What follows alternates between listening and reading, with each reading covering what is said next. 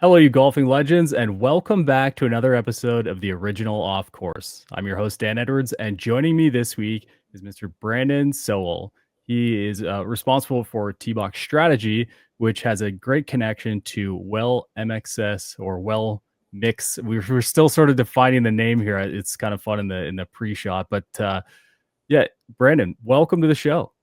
Thank you very much. Great to be here. Big THP community fan. Yeah, we've had an awesome connection to WMX scripts or WellMix or WellMXS, depending on people want to define it. I'd love to start the show today by giving you an opportunity to explain what your role is with the group and maybe what T-Box strategy is. Yeah, definitely. So I've got a marketing agency that specializes in supporting various golf brands. My history has been within the golf industry for over 25 years now, which feels like a blink of an eye this day and time. So yeah, I support kind of smaller niche brands out there, and WMX is one of the brands that I help oversee the marketing activities for. And to your point, speaking of the name, just to take that head on, they basically, their official name is WellMix, is how they pronounce the WellMXS, and that came from a background of the founder wanting to combine wellness mixed with sport, which was what kind of inspired the lineup that they introduced. But if you notice, I know a lot of the community has had a chance to try the grips. On the grips, there's the initials WMX, and so I think that's a little bit of an easier brand name for us that we're geared towards for the U.S. Side of the business, and seems to be a good fit. It's pretty funny how deeply connected people get to the different brands, the logos that I've had plenty of people on the show talk about with pride their logos, and usually it comes with clarity and this sort of desperation for people to really connect to it. And anytime I see that logo now, since we've had such great discussions on THP, and I had a chance to try them a couple weeks ago, while I was on the range at Grable, and it's like, man, as soon as you see that logo, you're like, okay, I can't wait to try this because there's so many people talking about them and getting really excited about it. Before we go too much into that, though, you mentioned 25 years in the golf industry. Listen, man, I do a little bit of research. I try to anyway before the show. I see that you have some great depth in the industry, and I always love to ask this question to folks who come on who've been around for a while. What what's your take on overall golf industry and how things have changed? Do you feel like it's a lot different than when you started, or did it go on the trajectory you thought it would? Yeah, that's a great question. I don't know that I've gone back to the beginning of my beginnings, if you will. I started off. I worked at the golf course when I was in high school, all through college. You know, I was the cart attendant picking up the range. To me, it's interesting. I find it kind of personally humorous that I used to be the guy that would drive around the range picker out on the cart, and everybody's trying to zing balls at you and hit you and all that kind of stuff. And now we've got robots out there driving those around. It's become more automated, so it's been fun to watch that evolution. But so in that way, you know, there's definitely been a lot of technological changes. You know, whether it's within equipment or, you know, even just facility operations, those kinds of things, which has been great to see. Probably the biggest thing that I've seen has been the COVID boom that we all lived through, and still seem to have an elevation of participation these days, which that was, you know, going back to, you know, early 2000s, pre 2000s, you know, all the way up until 2020. It was like, how are we going to grow the game? You know, we need to get more people engaged. And then COVID was a unexpected boost to the game in terms of participation. And, you know, it's leveled off. I'd say now that we've received that boost in participation, it's leveled back off to what it used to be, meaning, okay, now what, you know, kind of thing. And we're going to add more courses, or now from an equipment standpoint, the equipment companies seem to be back to a market share, chasing market share from each other. It's not the COVID boom. You know, everybody was kind of hand to mouth on product, and that was a different thing. But that's quickly kind of gone back to, things have settled back into a new normal post the COVID boom. So it'll be interesting to see how things shake out. But certainly technologically, whether it be equipment or facility operations, that's probably been the biggest change. But that's, you know, quite honestly, that's probably true for any industry, from TVs and computers to anything we might do. So, but it's been a fun journey. I've worked for a few different brands. Started off at Dunlop back in the early 2000s, back when it still was a trio of brands of Dunlop and Maxfly and Slazenger. It's funny now today, Max Fly being owned by Dick's Sporting Goods and seeing the transitions of those brands through the years. Spent some time at Bridgestone Golf as well, back when they kickstarted the Bridgestone Golf brand. Some of your audience or some of the audience might be familiar with Precept, which was Bridgestone's been in golf for a long time, but it had been under the Precept umbrella prior to, I think, about 2005 is when we launched it. So Bridgestone Golf is really, kind of young if you think about it in terms of it, marketed under the Bridgestone brand. And then did spend some time at Golf Pride as well too on the grip side. So I've got a big depth of injection molded rubber compounds and rubber materials is kind of a lot of the background that I've worked on throughout that 25 years. Hmm. Yeah, I feel like there's been a pretty wild change in the way people look at things, and one of the biggest components of that is that sort of golf club customization component, which I think is going to be a great part of our conversation today. In that WMX has an insane level of customization from a grip perspective. I think back to when I was a kid playing junior golf. No one talked about grips the way they do now. I mean, obviously the materials are a little bit different, but at the same time, there was always the gold standard, and people didn't really stray that far from it. And we've seen a lot of versions of that change over the years. And I'd love to wrap that into the marketing side, since that's a big component of your story with them.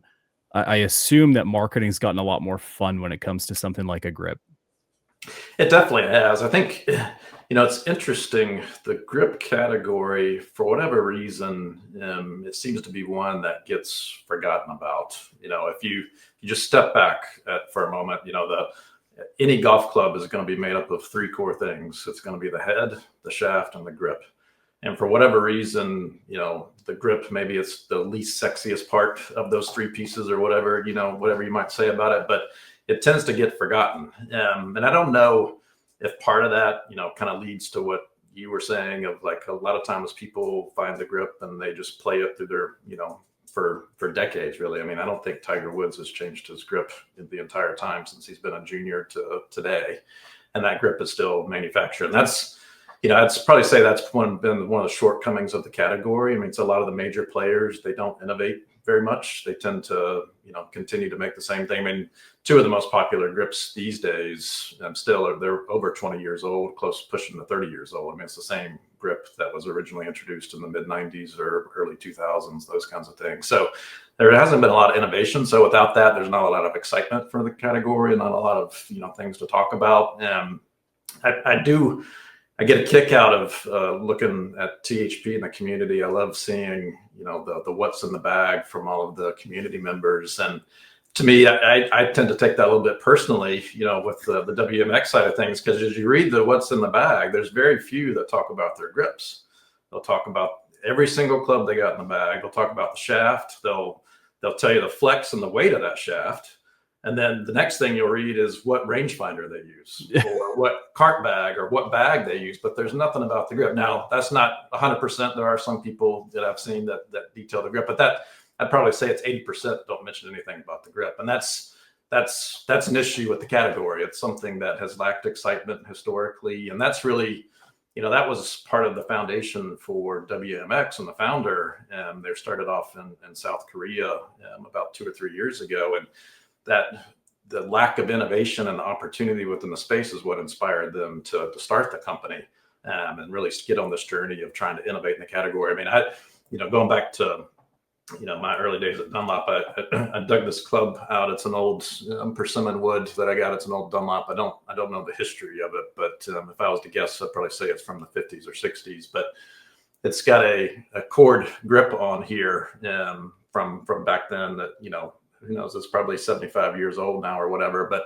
it's funny, it's got cord all the way. It might be hard to see in the camera, but all the kind of the white here is the cord within the grip, and then the electrical tape kind of sealing it off at the bottom. But cord technology, we've seen there's an original patent for the cord concept dating back to 1935. So it's almost 100 years old. So the technology within grips has lacked.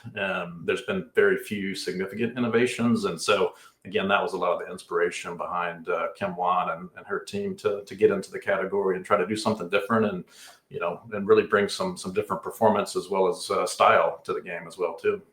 Yeah, let's talk about the core of that. The decision to go to market to pursue something. What caused Kim to want to go down that rabbit hole, if you will, and why did she feel like there was such a significant gap in the space?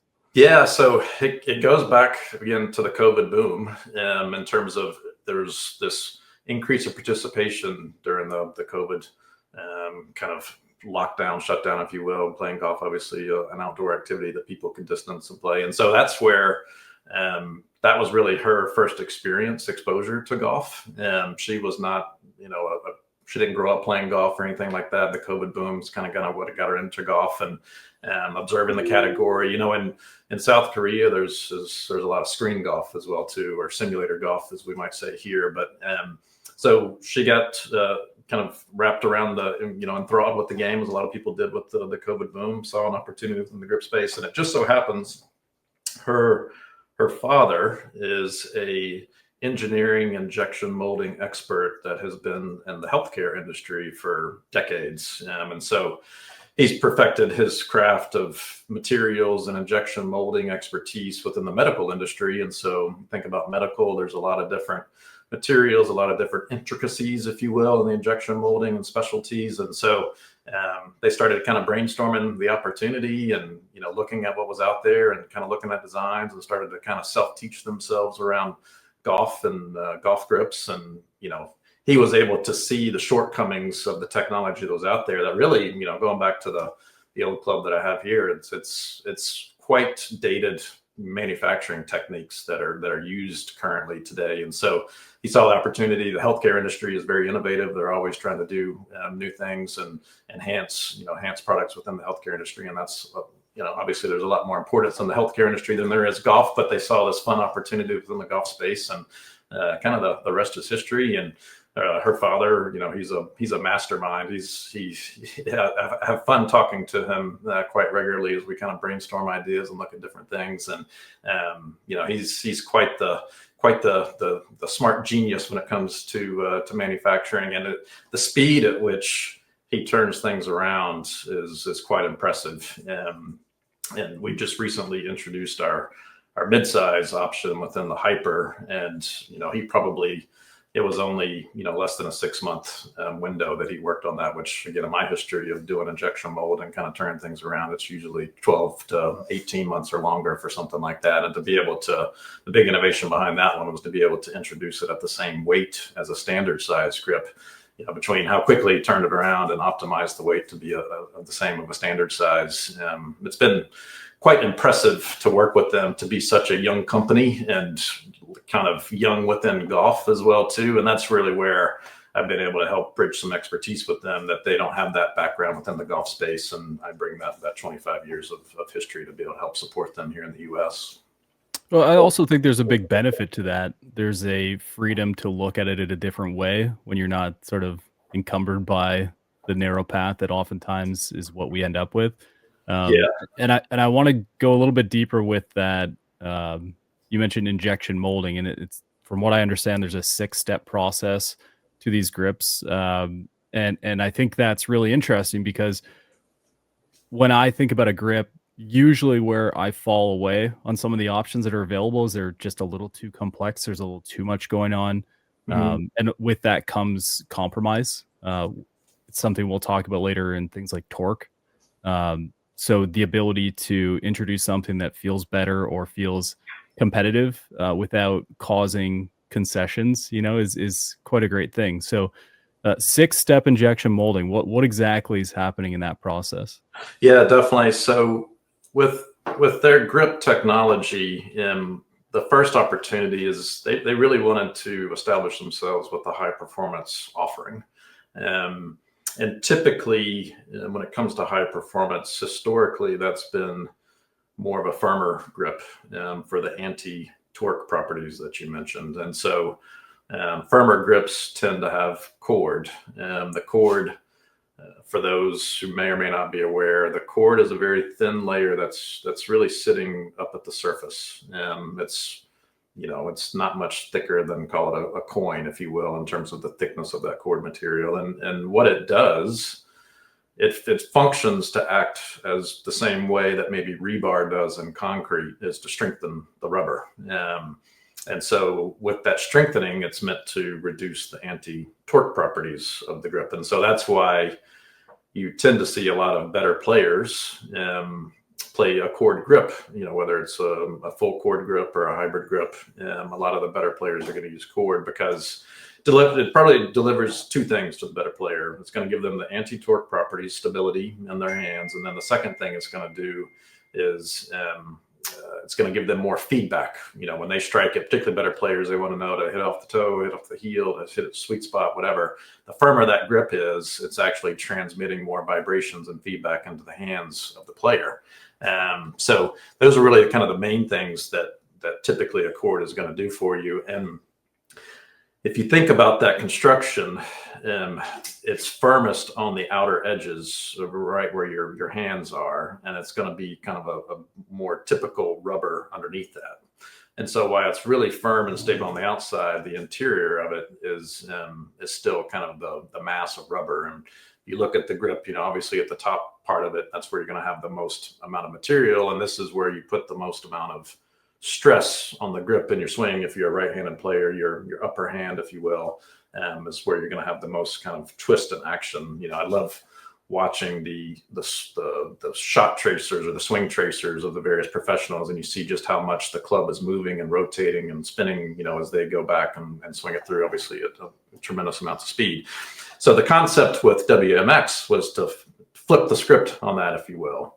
And if your goal is to eliminate torque, then let's put the firmer piece not on the outside edges. Let's put it on the inside, closest to the shaft. And so that's where their multi-step injection process is. It starts with this inner layer that runs the entire length of the grip, and it tapers out, at the top hand side of the grip as well too here. So you get that firmer compound, that firmer material on the interior to help eliminate torque.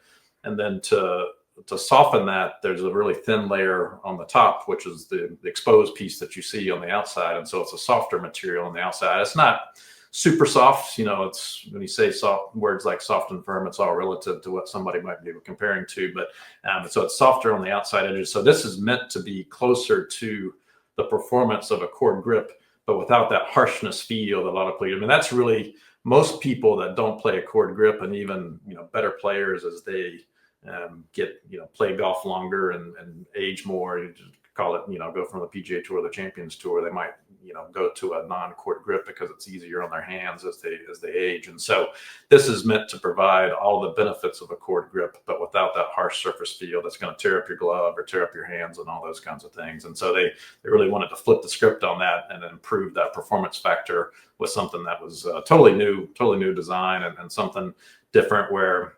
probably the other last point I'd make is, this is, to my knowledge, I think one of the few grips, if any, particularly of a rubber compound material, that does not have any paint on it. So with their technology, when you see any kind of coloring like their logo or this white ring or the coloring here on the cap, that's all from that interior layer and that interior firm layer. There is no paint.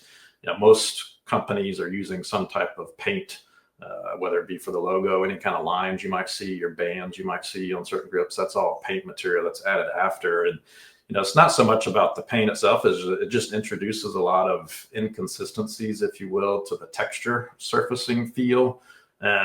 Because basically when you're painting something, you can't always control the coverage and how much is removed. And so you can quite often pick up a lot of grips that have a lot of paint on there, and you'll notice from grip to grip that paint coverage is inconsistent, which, it's the little things, for WMX. Some people may say, oh, that doesn't matter, but it's kind of like saying the dimples on the golf ball don't matter, and all the entries is as much machining and attention of detail that goes into the texture design, to have that altered in a post-processing, kind of secondary process, those do make an impact. It makes an impact on the performance from club to club if you've got different feel, as well as the durability factor of it. So there's a lot of things that, it's getting into the details, if you will, that probably most people may not, choose to get into, which I totally respect. But it's no different than the intricacies of, like I said, dimples on a golf ball or the spacing of grooves on a club head. All those little things matter, particularly when, you've got the grip is your only point of contact with the golf club. So how much of a window do you have when it comes to adjusting that material and introducing torque? Because there are plenty of products out there that support a much softer golf experience, a much easier experience for those with like arthritis or something that they want as little shock value as it comes with. Are you able to manipulate that, and have you been looking at ways to solve that in an even deeper way? Yeah, so that is something, as I mentioned, their initial offering was meant to be more high performance and call it, typically you're going to have kind of three categories of grip in terms of a firm grip. On the other end, you've got your soft grip, and then, kind of a mid-firm, medium in between. And their technology probably fits in that medium to firm, side of things today. There is opportunity to get on the softer side. That's something that we're working on. I don't know that we've got anything, right coming soon. We do have some other things coming soon, but maybe not to address that softer side of things. That's an interesting category too. Specifically on the softer side of things, what the most popular tends to be a polyurethane construction. So again, not sure how familiar everybody is with polyurethane, but you tend to see a lot of polyurethane on putter grips. And it's, for lack of a better example, it's like the wrap style that you might see on a tennis grip or some youth baseball bats, those kinds of things. It's that really softer material, shock absorbing material, to your point. The downside, that material works great to do what you're talking about of shock absorbing. Probably the biggest downside is it degrades quite quickly. And not even just from a, call it tearing and those kinds of things, but the tackiness of it wears out very fast. And that's really why it's so popular within tennis and baseball is you've got this mass of a structure underneath that very thin polyurethane layer. You can quickly take it off and wrap a new one on and be on your way, in a matter of minutes, versus golf, you don't really have that luxury. You kind of have to take the whole thing off and put a new one on. And so they are popular on that comfort side, but that's something where we're still working on some innovation, because it is a balance. There's trade-offs with anything, just like with golf balls. If you're going to have a firm golf ball, is it going to be faster? Yes, but it's probably going to spin more. If you have a soft golf ball, is it going to be slower? So you're going to trade off the feel of softer for a slower ball, and probably going to spin less as well too. So there's trade-offs, and the same thing with the grip. The softer grips, you are going to introduce more of that torque factor. Anytime you make something softer, it's going to have more twisting to it. And so that's where, like, so WMX is focused on innovation first. And we think we have some pathways to that, but don't have it quite yet. But that's definitely a huge opportunity, because within golf, as you said, there's a lot of people that are looking for that shock absorbing factor. And, there's definitely an opportunity there. And that's, one thing I'll mention, I have seen some of the comments, not just specifically to WMX, but just call it grip commentary on the forum itself. And grips they're probably as complicated, if not more complicated, than shafts. Meaning I see a lot of comments around shafts, like how company to company they measure is different from the other company, and R-flex to S-flex to torque, whatever it may be. It's very true with grips, but there really is no general categorization. Like there is no, outside of size, you're not going to see, is this meant to be soft? Is this meant to be firm? Unless you're really kind of dialed in, of a user or whatever. And so a lot of times when people try something new, it's relative to what you might have been coming from. And today, like I said, soft, medium, firm is all over the place, and what companies kind of design their products to be. And then what's gotten even more all over the place is taper profiles. And there's some companies that they do label their taper profiles, and there's other companies that they don't, or they might use some internal codes that most people don't understand. And so, between traditional taper to, enhanced, profile tapers, there's a lot of variation out there that, again, it kind of depends, what you're coming from and what you're looking for as a player. Our WMX products, our initial ones, have been designed to be started off of traditional tapers. And so our standard size and our mid size is more of that traditional taper. And we do have a reduced taper product that I can tease a little bit. That's we're working on, and we're very close to that should be available hopefully later this year. And so we recognize that there's a big trend towards that reduced taper profile. And so again, another thing that the team over in South Korea, they haven't been working on that very long, and it's probably going to be another project that's produced within 6 months as well too. So, but getting to the greater point of taper profiles are all over the place, and there's definitely, we recognize that that's a gap in our product portfolio and something that we plan to introduce here very shortly. That's awesome. And moving quickly, which is not the easiest thing to accomplish. So it's great to see that not only that you're looking for alternatives, but the feedback's being heard, and you're taking full advantage of that. Yeah, that's going back to their background. They were founded in South Korea, and I know there's quite a few members of the forum community that maybe have had a chance to go to Korea or Japan as well too. And products tend to be different over there.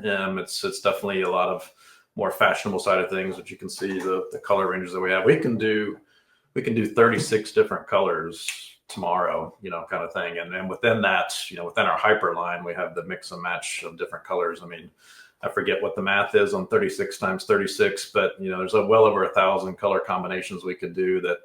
I think I've seen some threads on the forum where there's some Crusher fans. We've got the Crusher grip that we could do for Bryson and Charles Howell and team. We could do, the Legion grip for Rom and Terrell Hatton, if you will. But so their coloring is phenomenal. But in South Korea and Japan, people's hands tend to be smaller. So there wasn't a need for a mid-size grip, a reduced taper grip, all those kinds of things. And so that's where the company started from. And, they're really more into undersized and standard size there. And that's where we initially launched here in the US with those two sizes, but they fully recognized they wanted to get into the US space, and whether it's larger sizes or reduced taper profiles, they recognize the need to keep expanding the product portfolio moving forward. Well, tell me about durability. I think that's one of the leading discussions on grips. Well, other than do I really have to change my grips, is how durable are they? How long can I have them in the bag where I can have full faith in the product expectations? And am I getting my money's worth is always the biggest conversation point. So when it comes to WMX, what is the expectation on durability, and how much of a focus is that? Yeah, for sure. That's a great question.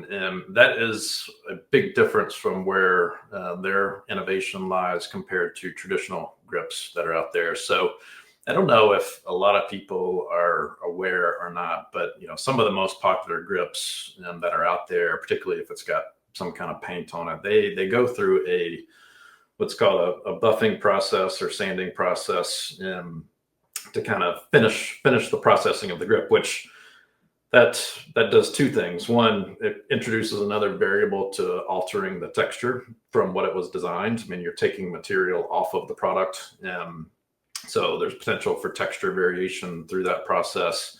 The other thing it does is it introduces weight tolerability factors, because you controlling how much material you're taking off versus how much you're leaving, and the evenness of that from grip to grip can be challenging as well too. So they're two big differences. And then the other thing with grips that are buffed or sanded is you're taking a protective layer off of the top of the grip from when it comes out of the mold. And so it does change the feel of the grip. That can be a positive.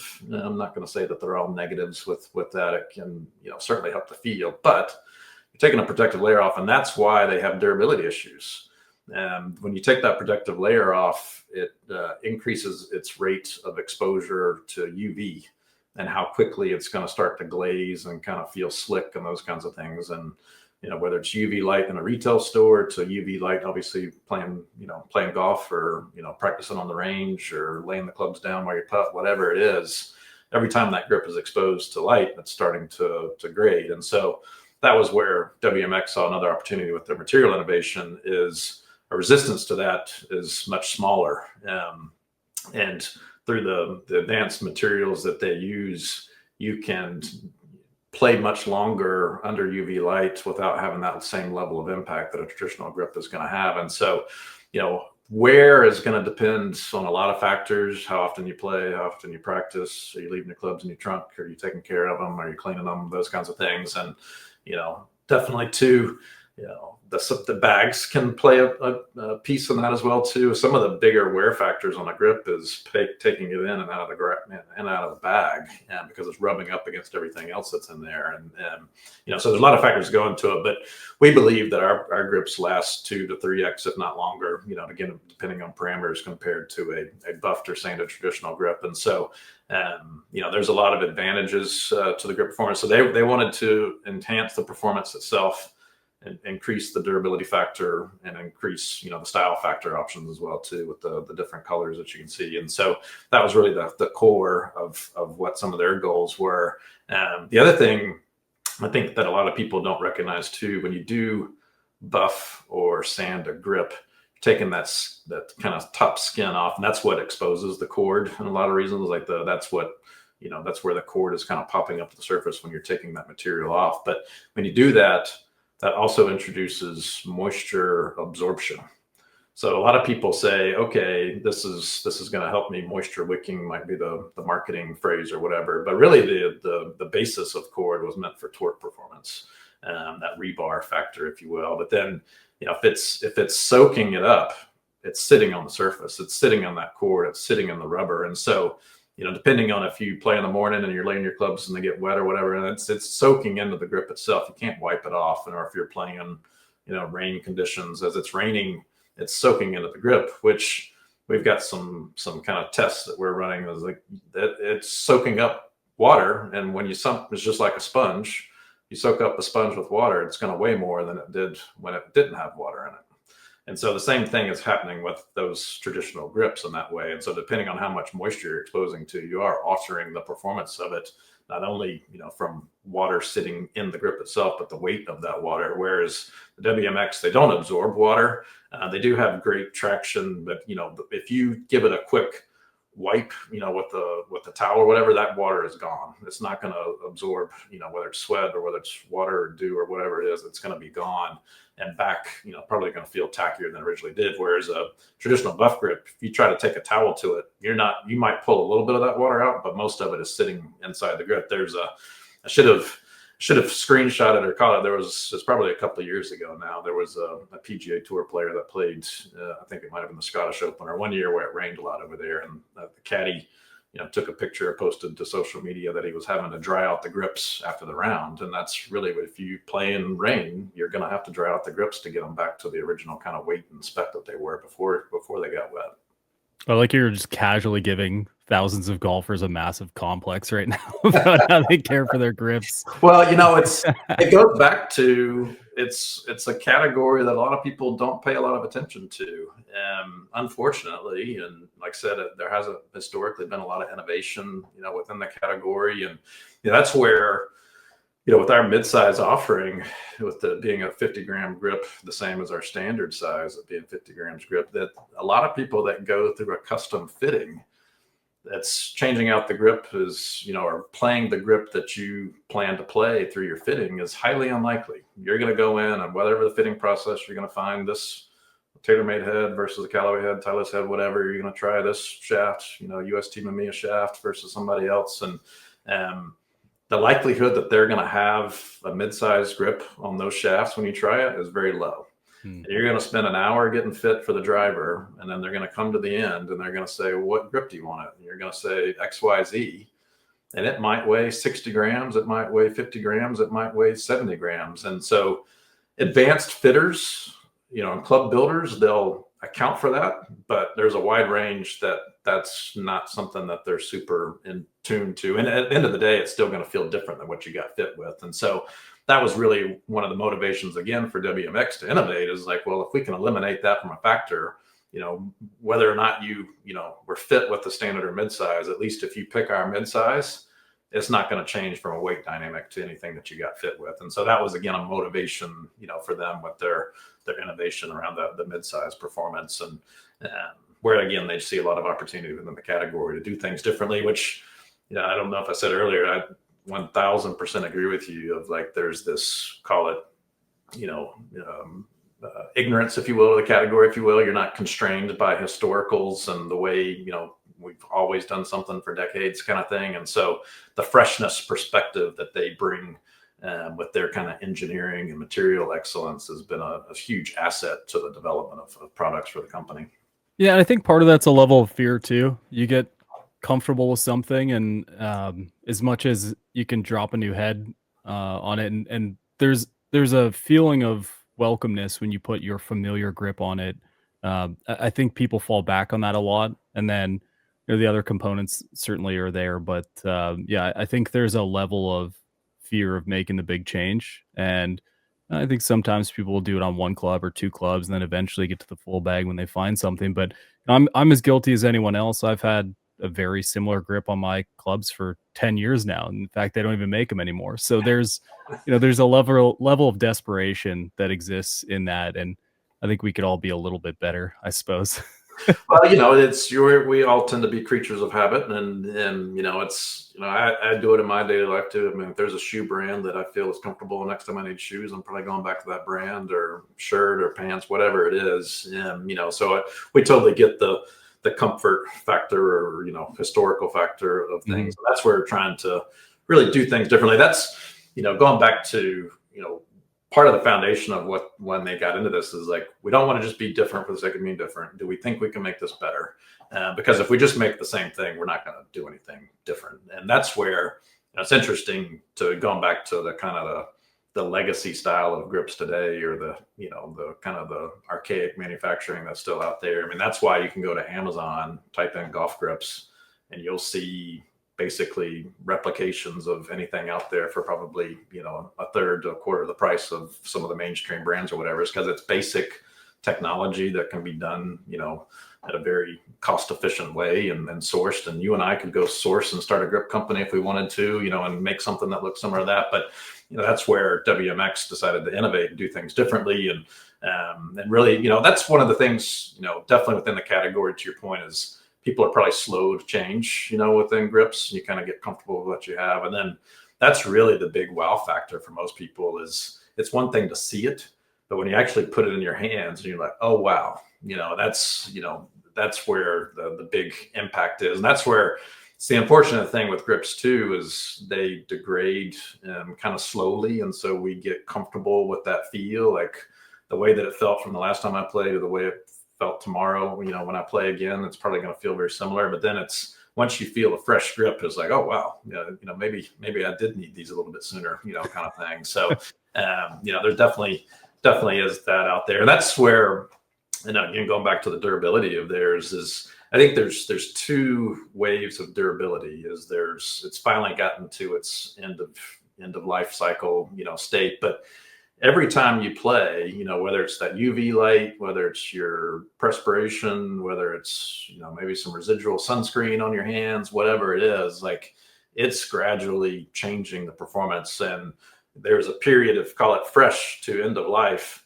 And that rate of decay is much faster with a traditional grip versus a WMX grip. That rate of decay is going to be much slower before you get to that end of life cycle time period. So a lot of advantages to the material science and whether it's weight control, durability control, the coloring offerings. We didn't touch on that. I had forgotten. That's one of the other big advantages to WMX is historically you change colors and kind of a rubber style grip, it's going to change the weight. So one of the worst offenders is going to be a white grip. To be able to make rubber, classical, traditional rubber white, you have to add a lot of extra compound to it to get it to be that bright white. But that extra compound is adding weight. And so a lot of people don't realize that. Going back to getting fit, maybe you got fit with your whatever grip that was on there. It's 50 grams. You said, oh, I really like that white grip. And you have it put on and it might weigh, 10 grams heavier than the black grip version did. And so there's a lot of variation in color that's out there too. And that's one other thing that WMX has been able to solve is got 36 colors here, and it doesn't matter which color you pick, they're all going to weigh 50 grams. And so another big advance and innovation. So, I fully recognize, I've seen it in the forum community, and WMX fully recognizes that our grip is not the least expensive or, kind of mid-price range, if you will. It's certainly one of the more premiums, but between the technology that's in it, the performance, between the durability and all the things around the edges, whether it be the weight consistency, the texture consistency. We think we have a lot of advantages to those that are looking for the best performance grip out there compared to what's traditionally been available. And not to mention, if you like to introduce a little style to your game, we obviously got those options as well too. Well, how chaotic can you get with the color? Are at some point, like Christmas comes around and suddenly there's WellMX candy cane grips coming out, or like what limitations do you have there?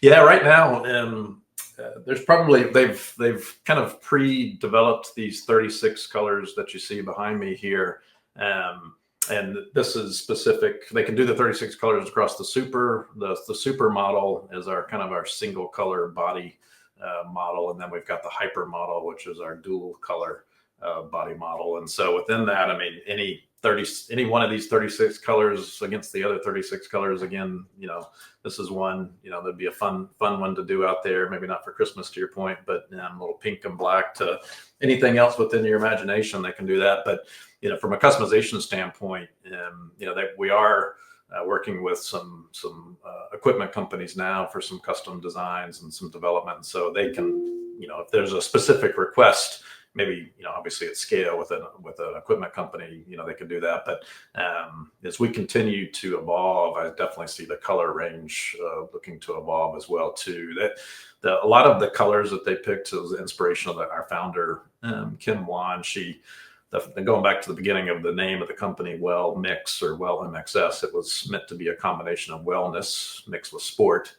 And so the idea of being outside, outdoors, colors of nature. So a lot of the colors that we have been inspired by the colors of nature, which is why you'll see the naming conventions that we have on some of our colors, like wood gray, and so a lot of the different color combinations that we have are meant to be kind of playing off of the colors of nature, if you will. So, but a lot of room there, and that's the beauty of their technology is it's almost limitless to what we can do. We just have to, if there's a new color we want to add, we just have to spend a little bit of time to optimize that shade and get it introduced.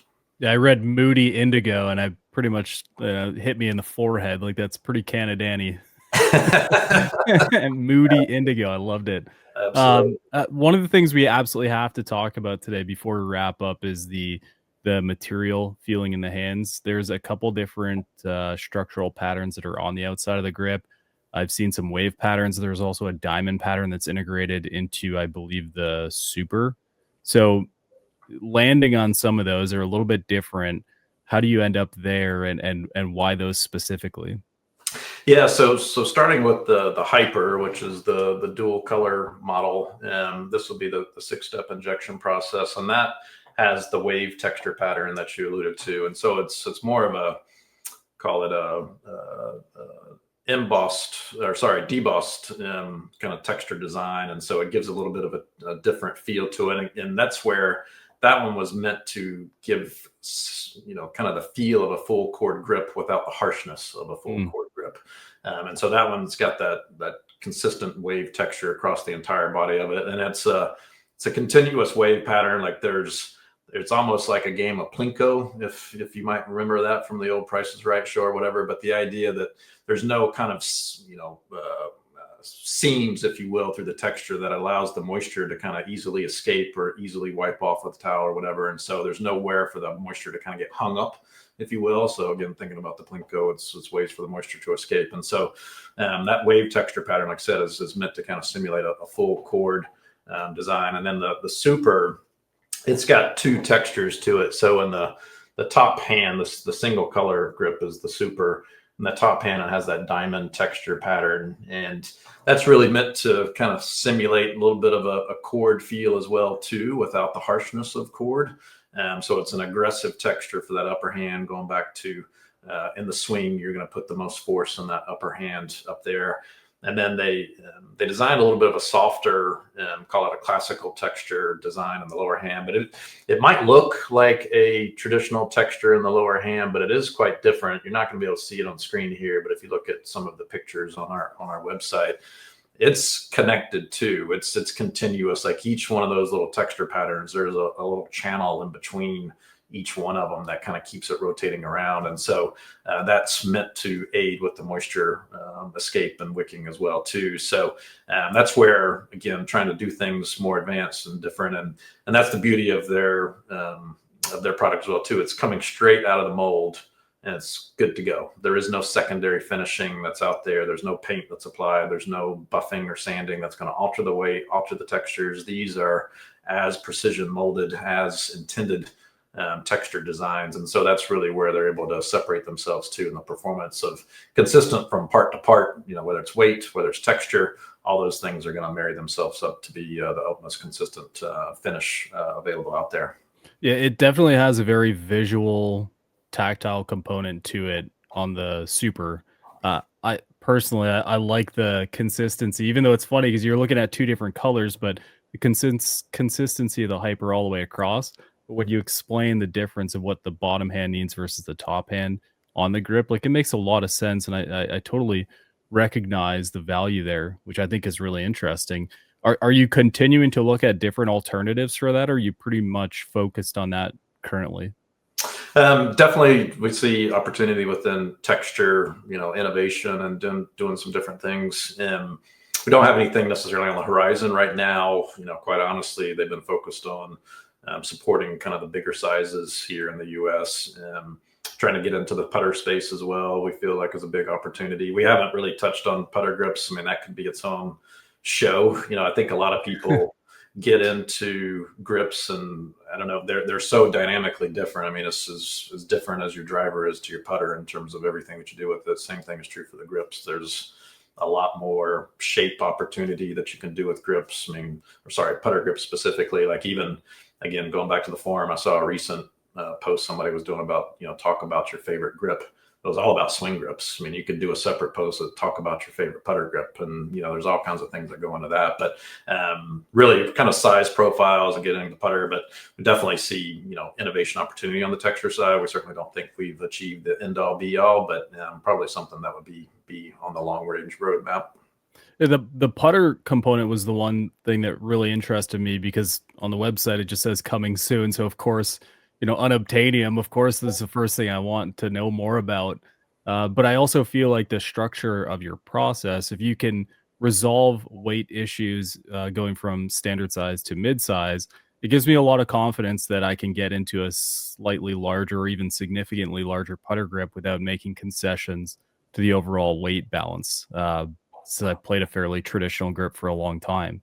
So I assume that's all. You're nodding pretty aggressively for those listening in audio. It sounds like Brandon and team are definitely making big considerations there.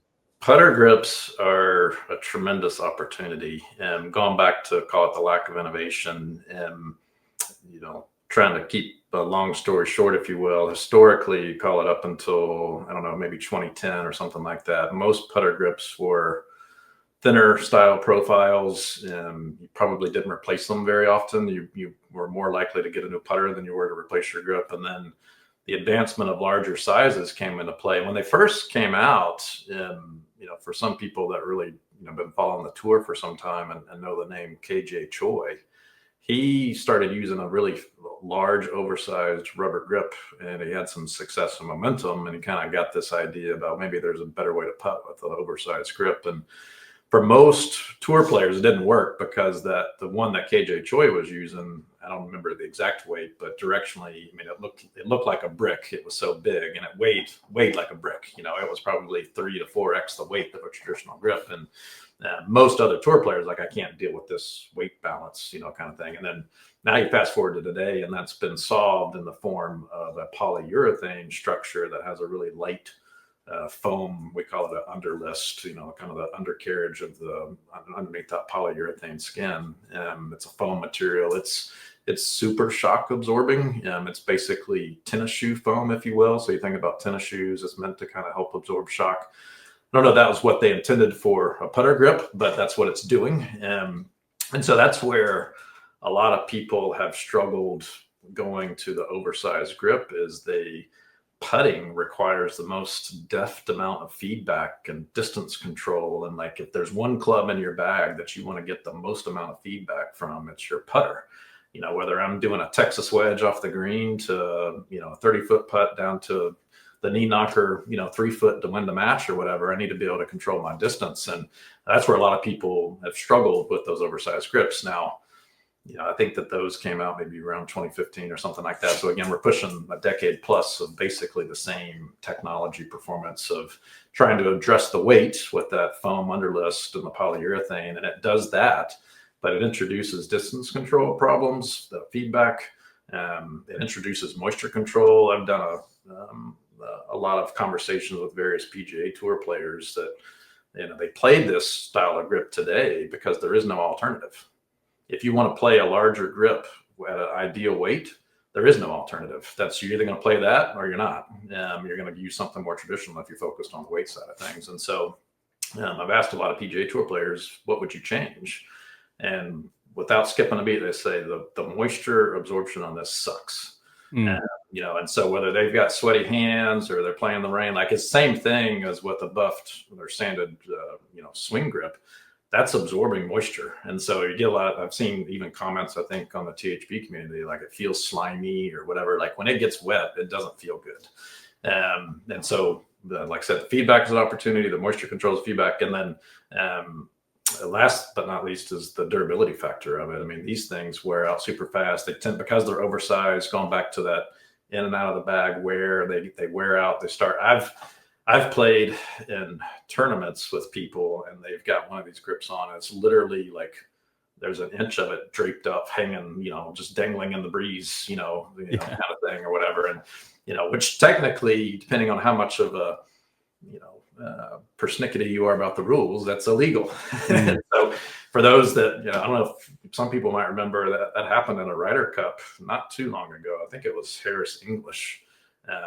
His polyurethane grip had that dangling material or whatever, and Davis Love had to famously do some tape surgery to it before he went out and played in a singles match or whatever. And so the durability factor, which that one's a bigger one, not so much call it getting to the extreme of like material hanging off or whatever, but that decay period, it decays rapidly.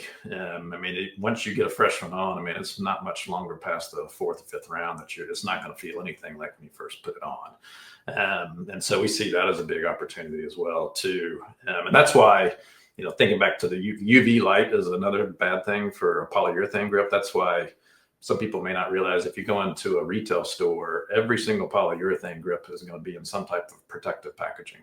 And they have to do that to maintain, because it's under UV light and the materials they're protecting, up until the installation part. But as soon as it gets installed, it starts to, that rapid rise of decay starts almost immediately, particularly once you get on the golf course. So addressing feedback, addressing moisture, addressing the durability. So the WMX solution is dynamically different than anything else that's out there. It may not be for everybody. I'm sure it's going to have sticker shock to it as well too. But when you factor in, if you keep your grips fresh and replace them, do you want to replace it 3 times? Which it's not just about, call it the cost factor of replacing it. It's, whether you do it yourself or you're going to take it somewhere, that's 3 more processes that you're going to have to stop, cut something off, put something on, all the things that are introduced, or whether you're taking it to a store or somewhere else to do it, whatever it is. So, that's some of the things that they're going to try to address with their technology. But there's tremendous, very long-winded answer, I suppose. There's tremendous opportunity in the putter space that it's just sitting there for opportunity. There's a lot of shortcomings. The biggest thing that the oversized polyurethane addressed was solving weight, but then they reintroduced a multitude of other issues that are opportunities to make better. I think the biggest fear, and I'll speak about this personally, is cutting off a putter grip is so much different than cutting off a 7-iron grip, because there's no guarantee you're going to get that next grip exactly in the same position. So when I look for a putter grip, the first thing I want is durability. I want something I can have on there for years and still feel good about it in year 3 and not have to worry about adjusting my stroke ever so slightly, because it's such a finite game. And the design of a putter grip is to line you up, help line your putter up. It's not like a 7-iron where you can go logo up, logo down, logo side. It's just not like that. So there's a level of fear I think exists. And I'm not saying everyone is like that uses those types of grips, but I totally understand being willing to let that thing fall apart before making a change, which Yeah, sucks. no, you make a great point. I mean, that is another factor for sure, is why people wait as long as they do, is you feel like you might be doubting. And particularly, a lot of it certainly has to do with how well you're putting as well too. But Yeah, that's true. but the benefit, to your point, you can look at it both ways of not changing out something old, or when you do, try something new that, in the case of WMX, it's going to be set it and forget it, kind of thing, versus something I've got to mess with 2 or 3 more times, make sure it's dialed in the way that I want it to. But yeah, so definitely a lot of opportunity in the putter space. And to your point, I mean, most people, the other interesting thing with putters is, it's one of those things that most avid golfers have got more than one. Whether it's that extra one in the trunk for, when you got to put one of your putters in timeout, or you got one in the office or the basement or the simulator room or whatever, kind of thing. So, there's a lot. We're not focused on beauty of us being young, is like the replacement cycle is not something that we're focused on, whereas some other companies they tend to talk about that, because that keeps the revenue stream the way that they want it to be. But for us, we're focused on innovating first and improving performance and improving durability and making sure we've got the best product out there available. I love it. Brandon, what a fun conversation it's been today. Having experienced the grips briefly myself, I'm very impressed with them. I can't wait to see some of these innovations that are coming. I look forward, especially with THPers, they're always talking about product, they're always trying it. And the more people that get them in the bag, like I've seen people take them in their backpack places to make sure they had the right grips to put on. So there's clearly a level of quality that exists there, and it's been fun following the ride so far. Yeah, likewise. No, I appreciate you guys having us on and letting us tell a little bit more about the story. And again, we're big fans of the community. We monitor and see what people are saying, and we enjoy the banter. It's been a great resource for us to help make things better, as well too. I mean, we want to hear what people are looking for and the things they're looking to gain out of a grip, and whether that's putter grips or swing grips. And so we look forward to incorporating that in future designs, and big fans of the community, and love to stay engaged with you. Awesome. Hey, if you guys are playing golf this weekend, have a great time. Don't look too aggressively at your grips, but at least think about it. Are they in good shape? Could you do better? And if you could, why not WMX? Give them a try. See what happens. You never know. We'll see you guys next week. Now it's time to send it over to Don Brown for this week's Shaft Education, brought to you by True Temper. Hey everybody, Don Brown back here with another Shaft University. This week's question is about our putter shaft line. So obviously True Temper makes a ton of steel putter shafts. You're probably playing one without even knowing it.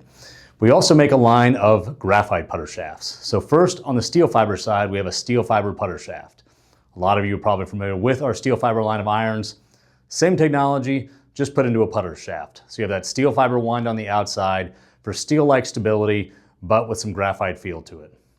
Over on the Acra side, we actually have a couple options for you. The first one is Sync. That's got a spread toe like you might see on some high-end driver shafts, wrapped around the full length of the putter shaft. What does that do? Ultra high stability, ultra low torque, one of the lowest torque graphite putter shafts out on the market. Over on the Acra side also, we have our TZP line, which just came out.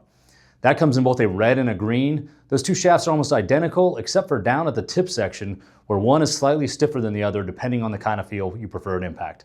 Go check those out on our website. We'll talk to you guys next time.